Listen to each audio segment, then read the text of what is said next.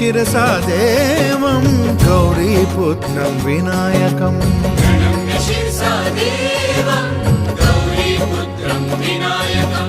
भक्तावासं स्मरे नित्यम्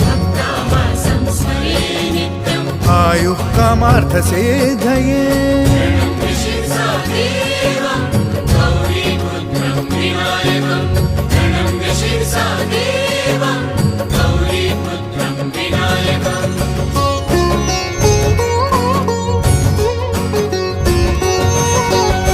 प्रथमं वक्रतुण्डं च